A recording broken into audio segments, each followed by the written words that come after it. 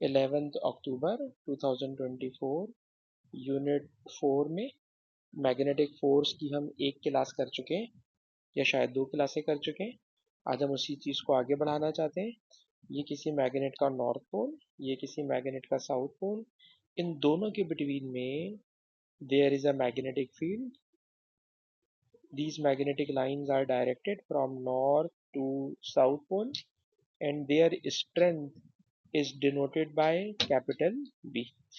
If a charge is placed in this magnetic field, then stationary charge has no interaction with the magnetic field. But if this charge starts motion, then it also produces a magnetic field, and the magnetic field produced by moving charge will interact with the magnetic field of magnetic poles. So this charge experiences a magnetic force. और मुझे अब्दुल्ला बताएंगे, अब्दुल्ला क्या formula होता है when a charge particle is projected in a magnetic field with speed v. Strength of magnetic field is b, charge particle is q, velocity is v, so force will be beta b q v या q b v जो आपको बेहतर लगे. And if it is perpendicular, and if it is not perpendicular, कुछ angle दिया होगा, angle के साथ क्या होता है, तो आज मैंने क्वेश्चन निकाले हुए. जब वो क्वेश्चन सामने आएगा तो मैं एक्सप्लेन करूंगा. अभी सिर्फ ये जहन में रख लें, magnetic force on a charge particle is Q B V. It is formula number one. Number two, sir जब ये चार्ज पार्टिकल मैग्नेटिक फील्ड में थ्रो करते हैं, मैग्नेटिक फोर्स लगती है, तो हमने ये भी पढ़ाया था कि ये मैग्नेटिक फोर्स चार्ज पार्टिकल को सर्कुलर पाथ पर घुमा देती है. और वो फोर्स जो सर्कुलर पाथ पे घुमा दे उसे हम कहते हैं सेंट्रीपिटल फोर्स. और सेंट्रीपिटल फोर्स का फॉर्मूला होता है mv² r. फिर इन दोनों फोर्सेस को इक्वेट करके एक फॉर्मूला बना लिया था, और इसको मैं कहता हूँ चार्ज पार्टिकल के मोमेंटम का फॉर्मूला. मोमेंटम का फॉर्मूला, और मोमेंटम का फॉर्मूला होता है क्यू बी आर. तो मैंने भी जिस तरह याद किया हुआ है मैं उसी तरह उसको सीक्वेंस से लिखना पसंद करूंगा. Magnetic force Q B V, magnetic force QBV. This magnetic force providing centripetal force, that is mv square upon r. And due to this magnetic force, charge particle begin to move along a circular path. So its momentum is QBR. तो ये सारी पुरानी बातें हैं जो last week की हैं, और ऑब्वियसली हमने एक हफ्ते से क्लास पढ़ी ही नहीं, और कॉलेज में भी अब्दुल्ला के ये टॉपिक नहीं चल रहा, तो अब्दुल्ला को आपस की बातें, फार्मूला अब्दुल्ला को भी याद नहीं आ रहा. कोई बात नहीं बेटा. अच्छा अब्दुल्ला, अब हम क्लास को आगे लेके चलते हैं. यार ये एक क्वेश्चन है अक्टूबर 2022 का. इस क्वेश्चन का ना एक पार्ट मैंने करा दिया था, लेकिन अभी जब मैं तुम्हें कराने बैठा तो मुझे लगा कि पूरा क्वेश्चन मुझे कॉपी पेस्ट मारना चाहिए. तो बीच की ना कुछ चीजें मिसिंग थी, वो भी मैंने सब इसके अंदर पेस्ट कर दी है. ये अलग बात है कि अब्दुल्ला से बोलूंगा यार ये इलेक्ट्रिक फील्ड के सवाल हैं, और इलेक्ट्रिक फील्ड में भी मैं फार्मूलाज याद दिलाना चाहूंगा कि बेटा दो प्लेटें हो, दो प्लेट्स के बिटवीन डिस्टेंस बताओ, तो फॉर्मूला होता है वेड. वेड का मतलब वी वोल्टेज है, ठीक है ना, वी वोल्टेज है, वोल्टेज कैलकुलेट करना है. ई इलेक्ट्रिक फील्ड स्ट्रेंथ है जो कि गिवन है, डिस्टेंस भी गिवन है. तो इस फार्मूले से आपने सवाल सॉल्व करना, फार्मूला लिख के दे रहा हूँ. तो और आगे चले, तो कह रहे हैं जनाब वेलोसिटी कैलकुलेट करें. ये जो है ना काइनेमेटिक्स के अंदर आपको लेके चला गया इस क्वेश्चन में. मैं पूरा फार्मूला याद नहीं दिलाऊंगा, काइनेमेटिक्स है. अब्दुल्ला ये भी आप खुद से करोगे. ये मुझे कराना चाहिए, ये मुझे कराना चाहिए. ये क्या चीज़ है तो जरा सुनिए. सर ये हो ये रहा है, आपको मैंने लास्ट वीक एक टॉपिक पढ़ाया था, वेलोसिटी सिलेक्टर मेथड. तो यहाँ पर भी देखिए टर्म लिखी हुई है वेलोसिटी सिलेक्टर. तो वेलोसिटी सिलेक्टर में क्या होता है सर? वेलोसिटी सिलेक्टर में होता है ये कि हम चार्ज पार्टिकल की स्पीड कैलकुलेट करना चाहते हैं. इस चार्ज पार्टिकल को पहले एक इलेक्ट्रिक फील्ड में थ्रो करते हैं, उस इलेक्ट्रिक फील्ड में इलेक्ट्रिक फोर्स लगती है. ऑक्सीजन पॉजिटिव आयन है, पॉजिटिव आयन पर, ये ऊपर क्वेश्चन में गिवन था, पॉजिटिव आयन पर नीचे वाली प्लेट इलेक्ट्रिक फोर्स लगाएगी. उस इलेक्ट्रिक फोर्स की वजह से जो ऑक्सीजन बीम स्ट्रेट जा रही थी वो डिफ्लेक्ट होकर नीचे आ जाएगी. डिफ्लेक्ट होकर नीचे आ जाएगी. हाँ बेटा बोलिए अब्दुल्ला. ये क्वेश्चन में गिवन होगा यार, पॉजिटिव है या नेगेटिव है. क्वेश्चन में ऊपर कहीं देखो, ये लिखा हुआ, क्या लिखा हुआ है? Oxygen ion is positive. अब मैं क्या करूं, ठीक है ना, ये क्वेश्चन में गिवन होगा, केमिस्ट्री मुझे नहीं पता कि पॉजिटिव होगा नेगेटिव होगा, ठीक है बेटा। तो मैं केमिस्ट्री को इग्नोर मारते हुए मैंने क्वेश्चन को देखा, क्योंकि कराया वैसे मुझे याद है कि उसमें वो पॉजिटिव था, ठीक है बेटा। तो ये क्वेश्चन में गिवन होगा ना बेटा, क्योंकि बहुत सारे बच्चे तो केमिस्ट्री पढ़ते भी नहीं, उनको तो क्या पता पॉजिटिव होगा या नेगेटिव होगा। खैर क्वेश्चन में गिवन है। ऑक्सीजन आइन प्लेट्स के बिटवीन में आ गया है, इलेक्ट्रिक फोर्स डाउनवर्ड लग रही है। इलेक्ट्रिक फोर्स जब डाउनवर्ड लग रही है तो चार्ज पार्टिकल नीचे चला गया। जब चार्ज पार्टिकल नीचे चला गया तो अब सवाल शुरू हो रहा है, जो अब अब्दुल्ला से मैं करना चाहूंगा। क्वेश्चन यार ये है कि इलेक्ट्रिक फील्ड प्लेट्स के बिटवीन है, इससे इलेक्ट्रिक फोर्स लग रही है। आपने एक मैग्नेटिक फील्ड अप्लाई करना है जो उस पर मैग्नेटिक फोर्स एक्सर्ट करे, और ऐसे एक्सर्ट करे कि वो opposite to the direction of electric force हो। इलेक्ट्रिक फोर्स एक्टिंग डाउनवर्ड है, तो यार आप कोई ऐसी मैग्नेटिक फील्ड सोचो कि मैग्नेटिक फोर्स ऊपर लगे। ठीक है, तो क्या सोचें, तो सर सोचने में हम जाहिर सी बात है एज्यूम करेंगे, तो हम एज्यूम कर लेते हैं, ये मेरा एजम्पशन है कि चले ऐसा करते हैं, जो आसान काम होगा ना, ऐसा करते हैं कि मैग्नेटिक फील्ड को इनटू द पेज अज्यूम कर लेते हैं। जब मैंने इसको इनटू द पेज अज्यूम किया तो अब्दुल्ला यार, लेफ्ट हैंड रूल आप हेल्प करें मेरी। आप अपने लेफ्ट हैंड की फर्स्ट फिंगर को स्क्रीन की तरफ पॉइंट करें। ये मेरी फर्स्ट फिंगर हो गई, मैंने भी की हुई है, एंड आई होप कि आप भी करके बैठे हुए होंगे। नाउ सेकंड फिंगर इस डायरेक्शन में खोल लें, और सिर्फ मुझे बता दें आपका अंगूठा ऊपर आ रहा है या नीचे आ रहा है। ऊपर आ रहा है। अगर अंगूठा ऊपर आ रहा है, मैग्नेटिक फोर्स ऊपर लगेगी, और मैं चाहता भी ये था कि मैग्नेटिक फोर्स ऊपर लगे। तो मेरा एजम्पशन था कि magnetic field into the page है, और मेरा ये एजम्पशन सही साबित हुआ है। तो कह रहे हैं एक्सप्लेन द डायरेक्शन, तो एक्सप्लेन करने के लिए मैंने ये पहले बच्चों को सवाल करवाया हुआ है, तो इसलिए मैंने उसी को कॉपी पेस्ट मार दिया कि मैंने लेफ्ट हैंड रूल अप्लाई किया और अज्यूम किया, इट इज नॉट कि मेरा अजम्पशन सही हो, मैंने अज्यूम किया कि magnetic field into the page है। जब मैंने मैग्नेटिक फील्ड को इनटू द पेज लिया, तो मैग्नेटिक फोर्स को मैंने फाउंड किया कि वो अपवर्ड लग रही है, और ये opposite to the direction of electric force है। ठीक है जनाब, इलेक्ट्रिक फोर्स डाउनवर्ड लग रही है, ये फोर्स अपवर्ड लग रही है, तो ये फुलफिल कर रही है कंडीशन को। इसलिए मैं अब अपने एजम्पशन को कंक्लूड कर रहा हूँ कि magnetic field is directed into the page. तो अब्दुल्ला कोई इतनी मुश्किल बात नहीं है, मेरे ख्याल में आईजीसीएसई के बच्चे को भी समझ में आ जाएगी, लेफ्ट हैंड रूल जब वो कर रहा होता है। जल्दी से मैं इसको आगे बढ़ाना चाहूंगा। अच्छा जी, अब उसके बाद यहाँ पर ये क्वेश्चन है, और मेरे ख्याल में ये क्वेश्चन मैंने लास्ट वीक कराया हुआ है अब्दुल्ला। मुझे क्योंकि मैंने इरेज कर दिया था ऊपर, मुझे इरेज करना पड़ गया क्योंकि मैं कॉपी पेस्ट मार रहा था ना, तो वो चीजें ऊपर नीचे हो रही थी। देख के बताओ ये याद आता है, करा दिया था या मैं करा दूं? नहीं याद आ रहा, करा दूं?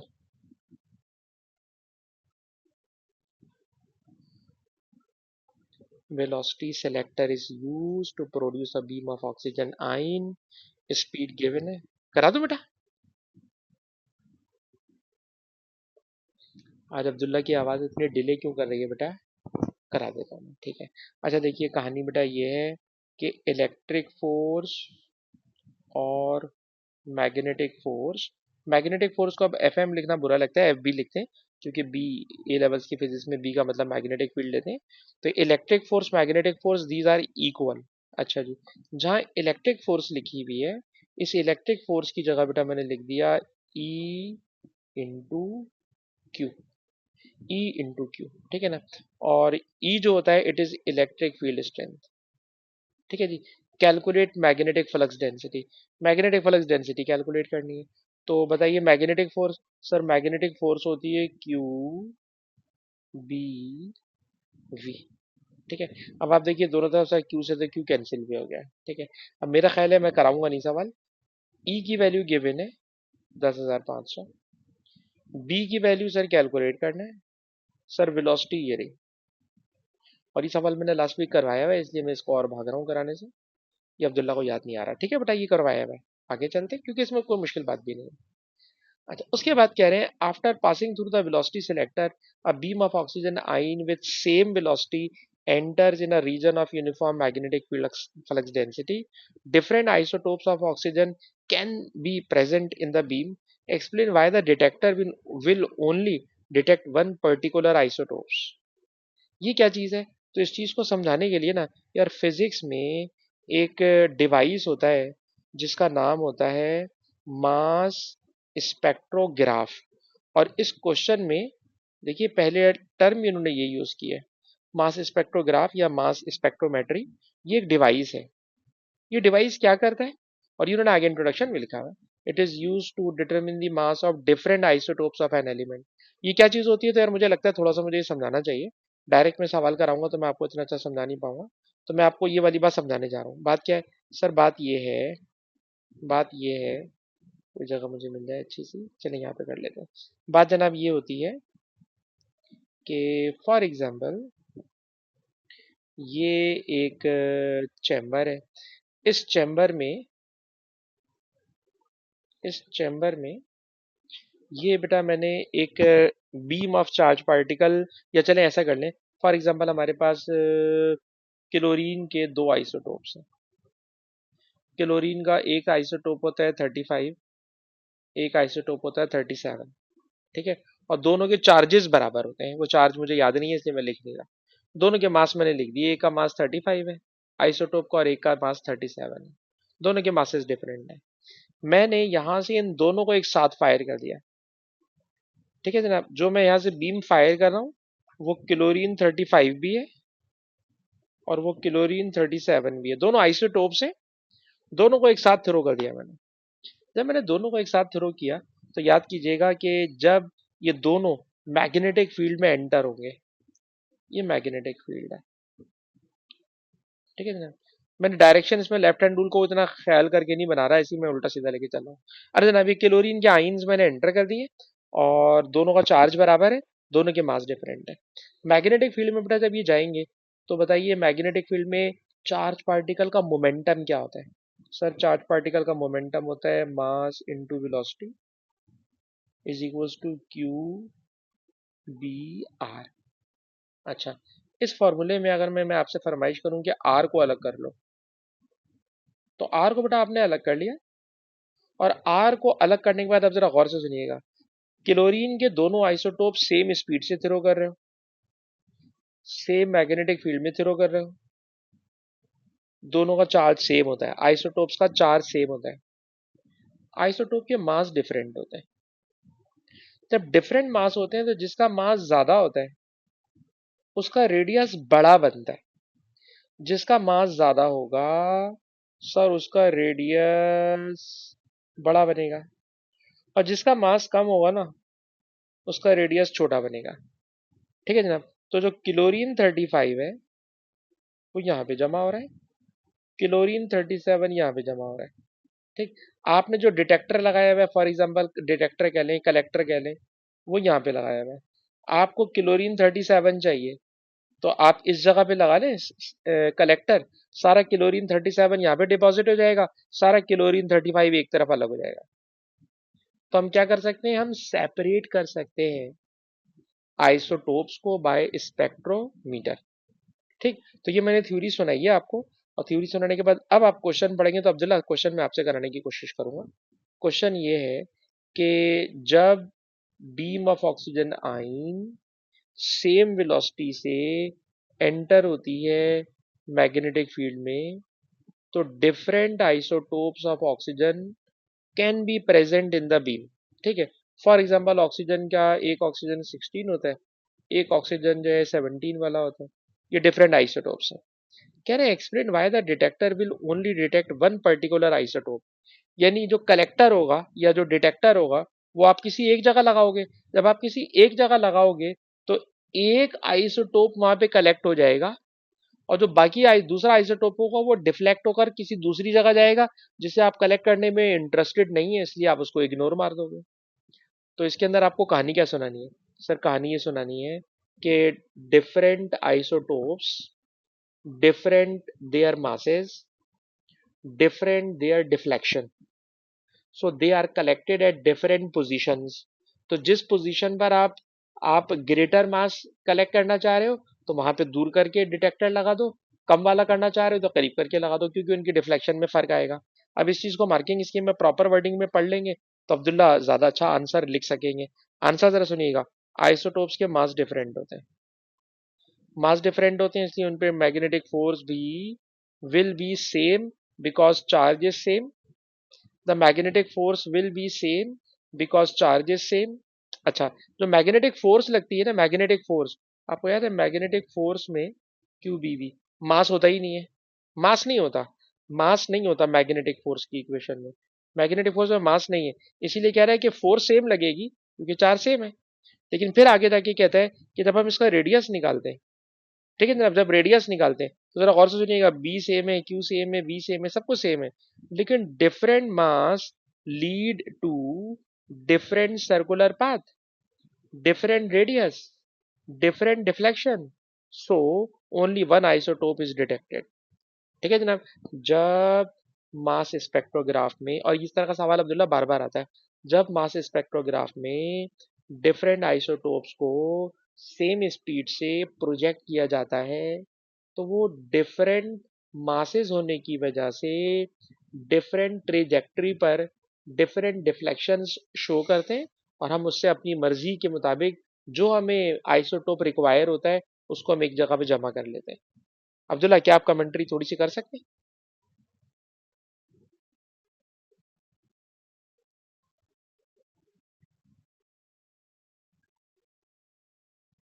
हाँ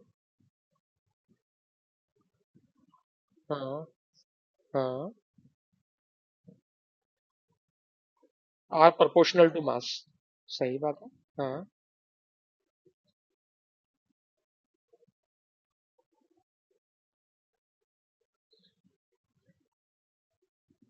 सही बात है। ठीक है ना, तो आपको थ्योरी पूरी समझ में आ गई है, वर्डिंग तो मुझे पता है कि आप माशाल्लाह बहुत अच्छा लिख लेते हैं। और फिर मैं मार्किंग स्कीम भी आपको लगा के दे रहा हूँ, ऑल्दो कि मार्किंग स्कीम मुझे इसकी थोड़ी सी बुरी लगी, ये वाली बात क्या बोला है भाई, इसने पूरा जोर इस बात पे दिया मैग्नेटिक फोर्स सेम लगेगी।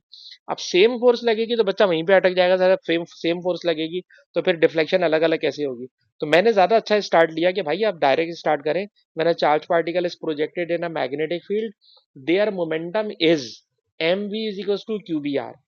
If their masses are different, their deflection will be different, so you can collect, you can separate different mass isotopes through different detectors।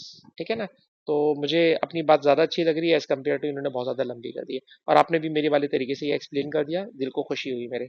अच्छा जी आगे चलते हैं, ये question is done. And now the next topic is J J Thomson. ये भी मुझे याद आता है, मैंने लास्ट वीक आपको पढ़ाया था कि जे जे थॉमसन वो पहले साइंटिस्ट हैं जिन्होंने इलेक्ट्रॉन के चार्ज और मास का रेशो डिस्कवर किया। और ये वाला पार्ट मैंने आपको डेरिवेशन में करा दिया था, और उसके बाद फिर ये वाला पार्ट भी मैंने कैलकुलेशन में करा दिया था। अलबत्ता आज क्या कराना चाहता हूँ, आज मेरे ख्याल में इसकी कोई बारी नहीं है, ये अब्दुल्ला लास्ट क्लास में हुआ है। अच्छा जी, उसके बाद इधर आ जाए, ये इक्वेशन ड्राइव कर रहे हैं, ये भी मैंने आपको करवाई भी थी। अलबत्ता मुझे इसका नहीं पता कि ये नेक्स्ट पार्ट मैंने करवाया हुआ है ये नहीं। क्या है जनाब, तो जरा सुनिए, ऊपर सर एक इक्वेशन है, उसी इक्वेशन को लेकर सर ऑब्वियसली ये हमसे जो है ना बी कैलकुलेट करवा रहे होंगे, लेकिन ऊपर वाली इक्वेशन मोमेंटम की है, इस क्वेश्चन में दे रहे हैं वो एनर्जी। तो कुछ मुश्किल तो नहीं करने जा रहे, जरा देखें। और क्वेश्चन भी 4 मार्क का है। हाँ मुझे तो लग रहा है थोड़ा मुश्किल करेंगे। चलिए फिर अटेम्प्ट कर लेते हैं, इस सवाल को हम अपने दिमाग को जीरो करके हम शुरू करते हैं, ठीक है अब्दुल्ला। मैं इस बात को ये सोच के करा रहा हूँ कि मैंने लास्ट वीक नहीं करवाया था। अच्छा अब्दुल्ला, ये पहला पार्ट तो मुझे कराने की जरूरत नहीं है ना, छोड़ दो इसको। ये वही है, M V is equal to Q B R, वो तो पता ही है ना, वही आपको पता भी है, centripetal force equal to magnetic force से कर लोगे। अब यहाँ पे क्या हो रहा है, तो जरा इसको दिमाग हम जीरो करके करते हैं। पार्टिकल अल्फा है, उसकी काइनेटिक एनर्जी होती है हमेशा मूव कराते हुए 5.4 मेगा इलेक्ट्रॉन वोल्ट है। कह रहे हैं जना बी कैलकुलेट करना है, अल्फा पार्टिकल का मास गिवन है, अल्फा पार्टिकल का रेडियस गिवन है। अच्छा जी। अच्छा जी, पहली बात तो ये कि अल्फा पार्टिकल को मैग्नेटिक फील्ड में आपने थ्रो किया है, तो मेरे ख्याल में तो मैं इसको यूं शुरू करना चाहूंगा, mass into velocity is equals to Q B R. ठीक है ना, मैं इससे शुरू करना चाहूंगा। सर मुझे बी कैलकुलेट करना है, ठीक है। अल्फा पार्टिकल का मास दिया हुआ है, ठीक है। रेडियस भी दिया हुआ है, सही है। ठीक है। अल्फा पार्टिकल का ना चार्ज पता है, ना वेलोसिटी पता है, वेलोसिटी भी नहीं पता है। सर वेलोसिटी के लिए तो मुझे लग रहा है कि आप ना चले जाएं इसके अंदर ना, इन्होंने एनर्जी दी हुई है, सर एनर्जी में से वेलोसिटी निकालने, कैसे निकालें एनर्जी में से वेलोसिटी। तो आपको पता है काइनेटिक एनर्जी होती है हाफ एम वी स्क्वायर। ठीक है जी। काइनेटिक एनर्जी दी हुई है 5.4 एम ई वी। यार एम ई वी तो बड़ा लंबा हो जाएगा यार, बहुत लंबा हो जाएगा। अल्लाह, डर लग रहा है तो इसको करते हुए। करें। अब्दुल्ला कैलकुलेटर है तो यार उठा ही लोगे आप, मुझे पता है। मास भी दिया हुआ है, वेलोसिटी निकालते हैं भाई इसी से। अब्दुल्ला यार कैलकुलेटर उठाओ। 5.4 मेगा। मेगा का मतलब एक्सपोनेंट 6। ईवी। ईवी का मतलब 1.6 एक्सपोनेंट -19। ये के ई हो गई जूल्स में। सर मल्टीप्लाई वाला टू माना के, सॉरी डिवाइड वाला टू माना के मल्टीप्लाई हो जाएगा। मास से डिवाइड। सर मास दिया हुआ है, मास की वैल्यू है हमारे पास 6.64 एक्सपोनेंट -27 के जी। सर वेलोसिटी पर स्क्वायर है, स्क्वायर को आप कन्वर्जन मारोगे अंडर रूट में, और अब्दुल्ला में बताएंगे इसकी वेलोसिटी।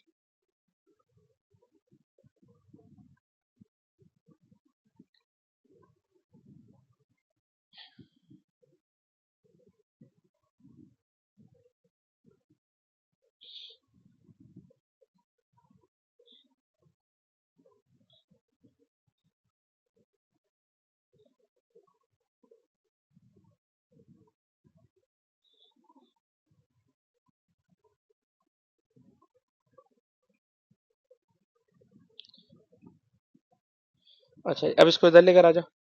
अब जब इसको इधर लेकर आओगे तो मास की जगह डालोगे 6.64 एक्सपोनेंट -27 के जी, ये मास हो गया। सर वेलोसिटी की जगह डालोगे 1.6 एक्सपोनेंट 7 हो गया। क्यू की जगह डालोगे सर, क्यू होता है अल्फा पार्टिकल का 2 ई। ई होता है ये 1.6 एक्सपोनेंट -19। फिर लिखा हुआ है बी। सर बी तो कैलकुलेट करना है। फिर लिखा हुआ है रेडियस। सर रेडियस दिया हुआ है 0.096। अब्दुल्ला छोड़ दिया है कैलकुलेटर, तो मुझे पता तुम्हें चलाना आता है, छोड़ दे। ठीक है ना, बस आपको नजर आ ही रहा है। इसका कोई शॉर्टकट हो सकता है, या मैंने नीचे मार्किंग स्कीम नहीं मारी है, मुझे मार्किंग स्कीम लगानी चाहिए थी। इसका शॉर्टकट जो मुझे एक बिला वजह का सूझ रही है वो ये, कि आपको याद है काइनेटिक एनर्जी और मोमेंटम का एक कंबाइन फार्मूला होता है 1/2m p²। उसमें से अगर मैं पी निकाल लूँ तो उसमें भी इतनी मेहनत पड़ेगी यार। कोई खास फर्क नहीं पड़ेगा, कोई उतनी मेहनत पड़ेगी, वही पड़ेगी, रहने दे, कोई शॉर्टकट नहीं पड़ेगा। क्योंकि मेरे जहन में ये आ रहा था इसने पी ड्राइव करवाया, तो क्या पता पी से कोई हेल्प ले रहा हूँ। कोई हेल्प नहीं ले रहा भाई, इतना ही लंबा पड़ेगा आपको। अच्छा, इसको छोड़कर अब मैं जा रहा हूँ आगे, क्वेश्चन नंबर 10। क्वेश्चन नंबर 10 में क्या हो रहा है सर? क्वेश्चन नंबर 10 में ये हो रहा है कि एक चार्ज पार्टिकल है, वो नहीं, चार्ज पार्टिकल नहीं, करंट आ रहा है। करंट वाला सवाल भी कर सकते हैं ना हम लोग यार, मैंने आपको फार्मूला पढ़ाया हुआ था कि जब करंट जा रहा होता है वायर में, तो उस पर जो मैग्नेटिक फोर्स लगती है वो होती है बिल। ठीक है ना? तो इसके अंदर भी यही हो रहा है सर, मैग्नेटिक फोर्स मालूम करनी है। लिखा हुआ है फोर्स ऑन वायर, फॉर्मूला होता है बिल। अब इस बिल फार्मूले में बी लिखो, आई लिखो, एल लिखो। बी कितना है? सर बी है 0.85 टेस्ला। आई लिखो, आई आ रहा है सर 0.17 एम्पियर। लेंथ लिखो, तो क्या अब्दुल्ला ये वाली लेंथ लेंगे? जवाब, सर लेंथ वो वाली लेते हैं जो मैग्नेटिक फील्ड के ऊपर परपेंडिकुलर होती है। या तो साइन थीटा वगैरह का चक्कर चलाते हैं, नहीं तो वरना प्रॉपर वर्डिंग होती है कि जो लेंथ लेंगे ना वो परपेंडिकुलर लेंथ होगी। And this length is not perpendicular to the magnetic field. अगर आप मैग्नेटिक फील्ड देखो तो मैग्नेटिक फील्ड ऐसी है, मैग्नेटिक फील्ड ऐसी है, and this green line is not perpendicular. तो इसकी ये वाली लेंथ होगी ना, ये परपेंडिकुलर लेंथ होगी, ये पैरेलल लेंथ होगी। तो क्या अब्दुल्ला परपेंडिकुलर लेंथ क्वेश्चन में गिवन है, नजर आ रही है आपको? Perpendicular length, yes. 5.2, तो 5.2 सर परपेंडिकुलर लेंथ है। 5.2 को सर मीटर में कन्वर्ट करें तो 100 से डिवाइड करना पड़ेगा, तो ये नंबर बन जाएगा। तो कहने का मतलब ये है कि इसके अंदर साइन 35 डिग्री जब मैं यूज करता, अगर बेटा वो ये वाली लेंथ बताता, अगर वो हमें ये वाली लेंथ बताता जो मैंने पर्पल लेंथ बनाई है, सॉरी जो पिंक लेंथ बताई है, अगर ये पिंक लेंथ गिवन होती तो मैं साइन कॉस 10 लगाकर वो ग्रीन वाली लेंथ निकालता। इसने बच्चे को तंग करने के लिए एंगल ऐसा दिया और ग्रीन वाली लेंथ खुद दी हुई है, खुद दे रहा भाई कि ये वाली जो ग्रीन वाली लेंथ है, दिस इज 5.2 सेंटीमीटर। उसको बेटा मैंने मीटर में कन्वर्ट कर लिया, तो कोई साइन थीटा वेन थीटा नहीं लगेगा। सीधा सीधा आंसर या तो ए होगा या आंसर सी होगा। तो पहली बात तो ये कि साइन 35 को हमने कर दिया एक्सक्लूड। ठीक है, अब मैं अब्दुल्ला से पूछूंगा, अब्दुल्ला इसने जो 35 डिग्री दिया ये कब यूज होता? जी, अगर सर वो वाली लाइन देता ना, पर्पल वाली या पिंक वाली, जो भी आपको कलर लग रहा, तो वाली लेंथ देता तो फिर मुझे वो ग्रीन लेंथ के लिए कवर, उसने खुद ग्रीन लेंथ दी हुई है। नंबर हो गया वन। नंबर टू, अब आ रही है डायरेक्शन, इनटू द पेज और out of the page. Abdullah यार ये बताओ, अगर मैं अपने लेफ्ट हैंड की फर्स्ट फिंगर को ना नॉर्थ से साउथ करने के लिए बैठूं, तो मैंने इस वक्त टेबल पे जो अपना टैबलेट रखा हुआ है ना, तो मुझे बड़ी मुश्किल हो जाएगी अपनी फिंगर को एडजस्ट करना। तो मैं क्या करूं? तो मैंने करा ये, गौर से सुना, मैं उल्टा जा रहा हूँ। हमें फिंगर करनी होती है नॉर्थ से साउथ, मैंने कर ली साउथ से नॉर्थ, उल्टा रूल लगा दिया। तो जो फाइनल आंसर आएगा वो भी उल्टा ही मानिएगा, ठीक है? अच्छा जी, आप भी ऐसे ही कर लें, उल्टा कर लें, साउथ से नॉर्थ। आप भी फिंगर आराम से नीचे से ऊपर कर सकते हो, number one. Number two, sir जो करंट जा रहा है, वो करंट वैसे तो क्रॉस में जा रहा था, लेकिन अगर हम उसको देखें तो इस तरफ है, राइट हैंड की तरफ है, तो ये राइट हैंड की तरफ मैंने कर लिया। अब तो मुझे बता दो, तुम्हारा अंगूठा आउट ऑफ द पेज है या into the page? Out of the page, इसलिए इनटू द पेज इसका आंसर होगा, क्योंकि हमने उल्टा लिया है, इसलिए इसका आंसर बीटा होगा। ठीक है जी, इसलिए इसका आंसर बीटा होगा। ये फेल हो गया। तो अब्दुल्ला ये सवाल है तो यार जानदार, इतना आसान तो नहीं है। चलिए आगे चलते हैं। एक और इसी टाइप का क्वेश्चन मैंने एक और उठाया, और वो भी बिल का ही है। लेकिन इस मर्तबा क्वेश्चन के अंदर क्या दिया हुआ है तो जरा देखिएगा। सर कह रहे हैं wire is of length L. भाई वायर की जो अपनी लेंथ है ना वो एल है। जरा देखिएगा, ये वाली लेंथ है, यानी यही वाली उन्होंने लेंथ दी हुई है। ग्रीन वाली लेंथ दी हुई है, तो क्या ग्रीन वाली लेंथ यूज कर लोगे? नहीं सर, ग्रीन वाली लेंथ यूज नहीं करेंगे। ठीक। अब ये जो ग्रीन वाली लेंथ है, ये मैग्नेटिक फील्ड के साथ बना रही है एंगल थीटा, या एंगल फाइव बना रही है। तो अब इसके आपको बनाना पड़ेंगे दो कंपोनेंट्स। एक कंपोनेंट होता है भाई वर्टिकल कंपोनेंट, और एक होगा इसका हॉरिजेंटल कंपोनेंट। तो इन दोनों रेड वाले में अब्दुल्ला बताइए कि परपेंडिकुलर कंपोनेंट वर्टिकल वाला है या हॉरिजेंटल वाला?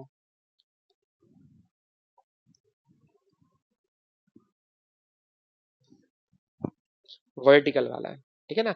मैग्नेटिक फील्ड के साथ बी के साथ बी के साथ जो वायर का परपेंडिकुलर कंपोनेंट है सर, वो वर्टिकल वाला है।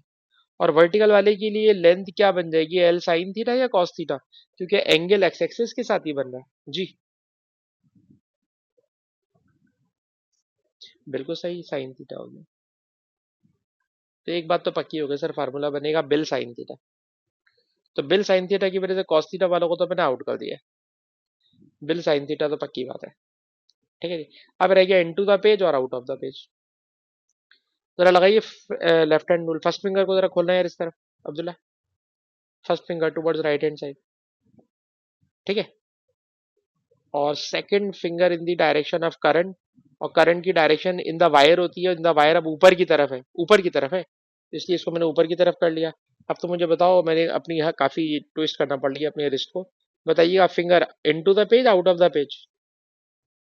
बिल्कुल सही बात है, इनटू द पेज, तो इसलिए इसका आंसर इनटू द पेज का मतलब सी बन गया।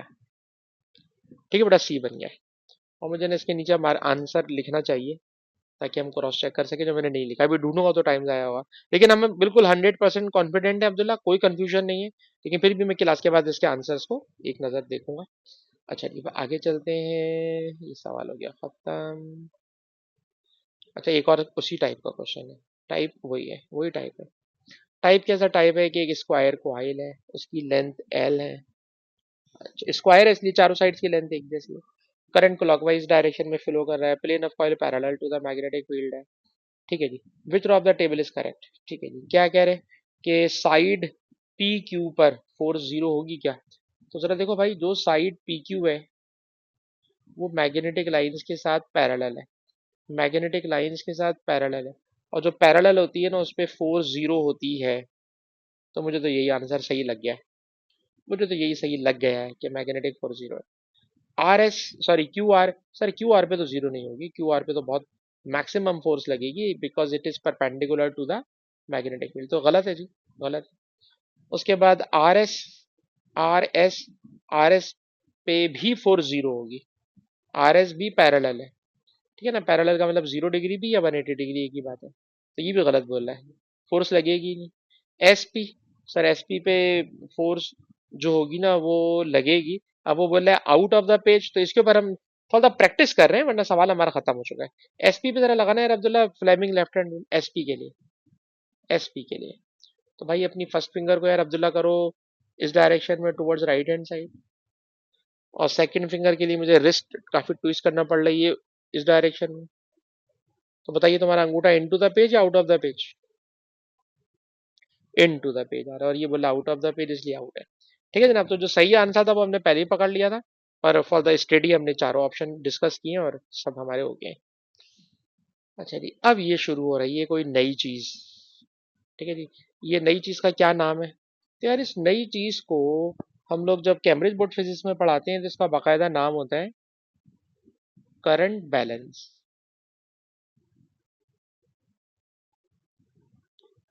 ठीक है जी, इस करंट बैलेंस का काम क्या होता है?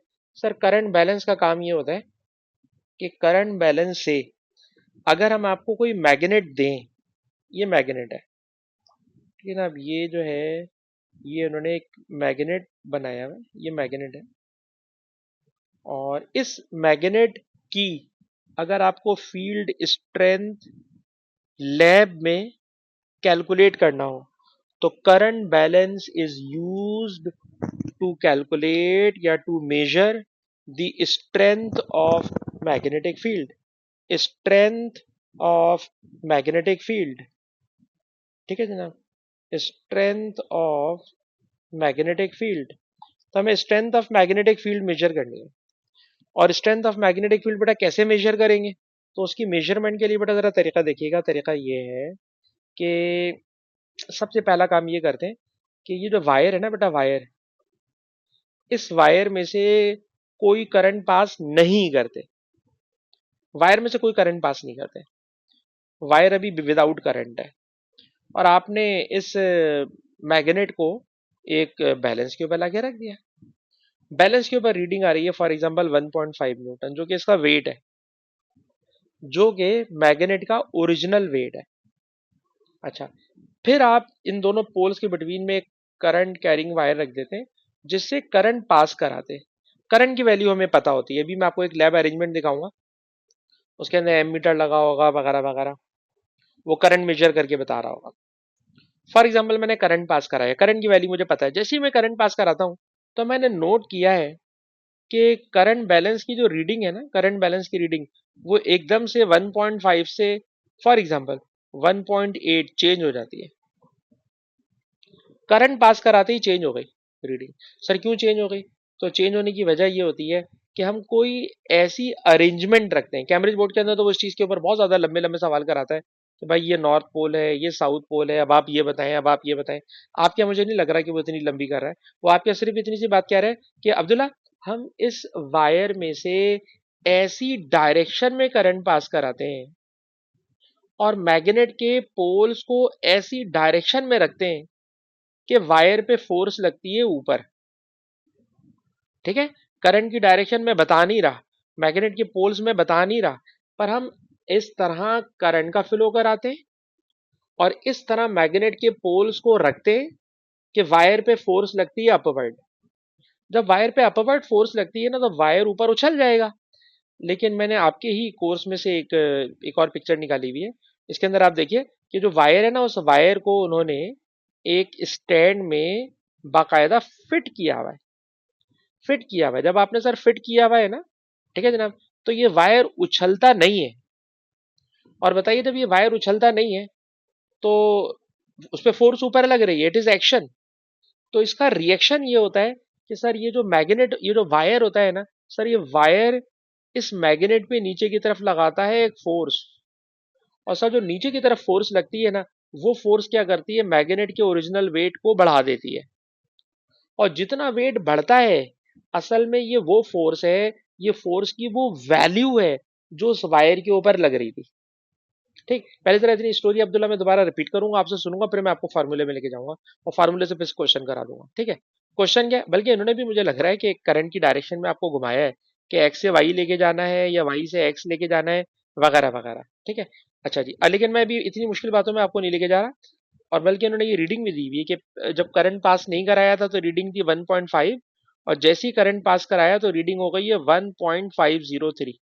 ठीक है जनाब, पहले थी 1.500 और फिर वैल्यू हो गई है 1.503। तो सर अब्दुल्ला आपकी बारी आने वाली है, गौर से सुनिए। क्या पढ़ रहे हैं सर? Current balance. काम क्या है इसका? Sir it is used to measure strength of magnetic field, strength of permanent magnet in lab. Sir lab में हमें एक मैग्नेट दिया जाएगा, बोला जाएगा इसकी स्ट्रेंथ मेजर करो। सर इसकी स्ट्रेंथ मेजर करने का ये एक एक्सपेरिमेंट होता है। इसमें क्या करते हैं भाई? इसमें करते हैं सर, मैग्नेट को ना पहले बैलेंस के ऊपर रख देते हैं और उसका जो रीडिंग आ रही होती है उस रीडिंग को नोट कर लेते हैं। फिर इसके बीच में सर एक वायर पास कराते हैं, उस वायर में से करंट पास कराते हैं, करंट ऐसी डायरेक्शन में पास कराते हैं और मैग्नेटिक पोल्स को इस तरह से अरेंज करते हैं कि सर वायर पे फोर्स लगती है ऊपर, वायर पे फोर्स लगती है ऊपर, लेकिन वो वायर ना ऊपर हम उछलने नहीं देते, उसको हमने फिक्स किया हुआ होता है। तो सर फिर वो जो वायर होता है ना वो नीचे वाले मैग्नेट पे एक फोर्स लगाता है, दैट इज कॉल्ड रिएक्शन।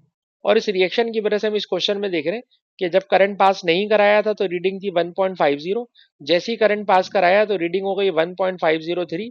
तो ये जो 0.03 का इजाफा हो गया है, it is due to the magnetic force. और इसी मैग्नेटिक फोर्स से भी आप देखिएगा सर, हम आपको strength of magnetic field major करके दिखा देंगे। जी अब्दुल्ला भाई, क्या हो रहा है इस टॉपिक में? जल्दी से बताइए, फिर मैं फार्मूले पे लेके जा रहा हूँ।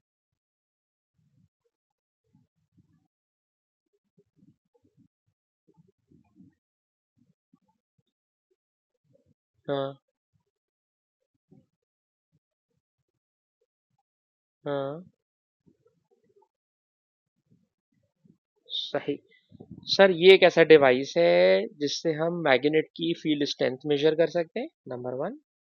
सर इसको हम बैलेंस पे लाके रखते हैं, इसका वेट नोट कर लेते हैं पहले, और जैसे ही इसके बीच में से एक वायर गुजर रहा है उससे करंट पास कराते हैं तो वेट की रीडिंग बढ़ जाती है। सर जितनी रीडिंग बढ़ी है, बड़ी हुई रीडिंग फोर्स है, बताइए कितनी रीडिंग बढ़ी है? सर रीडिंग बढ़ी है 0.003।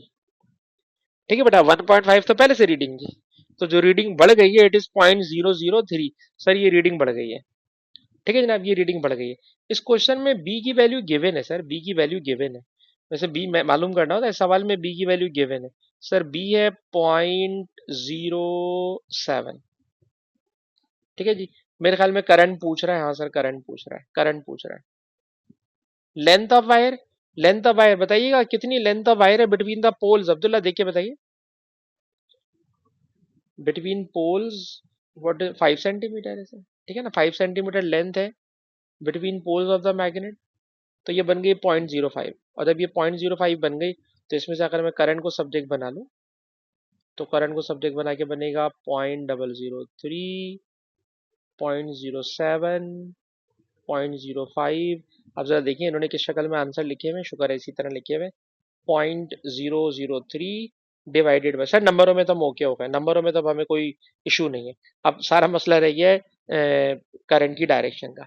अब करंट की डायरेक्शन के लिए भाई इन्होंने लिख के दिया हुआ है भाई, नॉर्थ साउथ भी लिख के दिया हुआ है। अब्दुल्ला जरा देखना, इसने लिखा हुआ है नॉर्थ पोल। नॉर्थ पोल कौन सा सर? ये वाला नॉर्थ है, ये वाला साउथ है।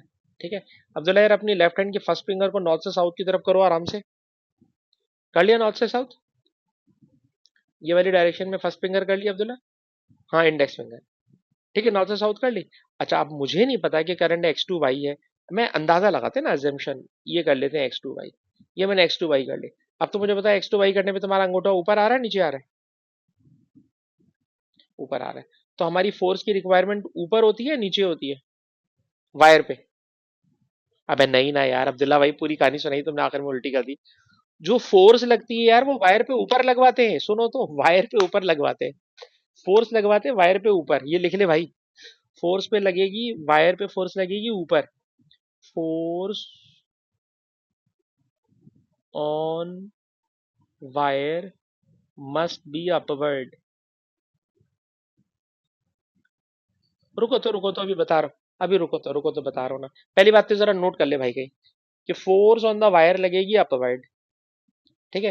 फिर मैंने कहानी सुनाई थी कि भाई, मैंने आपको याद आएगा, फिर मैंने ये नीचे वाली डायग्राम भी दिखाई थी और मैंने कहा था देखो यार स्टैंड लगाया हुआ है, स्टैंड इसलिए लगाया हुआ है ताकि ये वायर को ऊपर उड़ने नहीं देगा, उड़ने नहीं देगा, वहीं पे रोक के रखेगा। और जब वहीं पे रोक के रखेगा तो अब वायर फोर्स लगाएगा मैग्नेट के ऊपर। और जब मैग्नेट के ऊपर फोर्स लगेगी तो मैग्नेट का वेट बढ़ जाएगा, मैग्नेट का वेट बढ़ जाएगा। तो फोर्स ऑन वायर लगती है ऊपर, तार को ऊपर उछलने नहीं देते, बांध के रखते हैं। जी जी जी जी जी। और रिएक्शन फोर्स लगेगी ऑन द मैग्नेट, वो मैग्नेट के वेट को बढ़ा देगी, वो मैग्नेट के वेट को बढ़ा देगी। ठीक है ना, तो इसका आंसर बन गया x2y। और बाकी फार्मूला तो हम लोग पहले भी चेक कर चुके हैं कि इसका ए ऑप्शन हमें सही लग रहा है, इसलिए इसका राइट आंसर है ए। ठीक है जी, राइट आंसर है ए।